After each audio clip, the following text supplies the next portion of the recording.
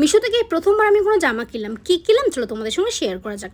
আমি আগের ভিডিওতে তোমাদেরকে বলেছিলাম যে জুয়েলারি বক্স কিনেছি, সেটা তোমাদের সঙ্গে শেয়ার করবো। তো চলো জুয়েলারি বক্সটা তোমরা দেখে নাও। কালারটা দেখো কি কিউট দেখতে না?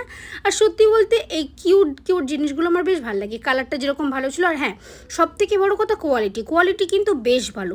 আমি ভেবেছিলাম আরেকটু সাইজে বড় আসবে, কিন্তু ছোটো এসছেও, ঠিক আছে কোনো সমস্যা নেই। আমি যে ছোটো ছোটো 2-3টে দুল কিনেছিলাম না, সেটা আমি এই বক্সের মধ্যে রাখবো।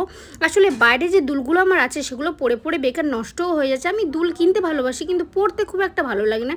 তো দেখো জুয়েলারি বক্সটা কি কিউট দেখতে লাগছে।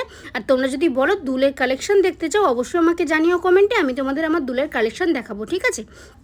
মিশো থেকে যে জামাটা কিনেছিলাম, বলছিলাম না প্রথমবার আমি জামা কিনেছি, সত্যি প্রথমবার আমি মিশো থেকে কোনো জামা কিনলাম।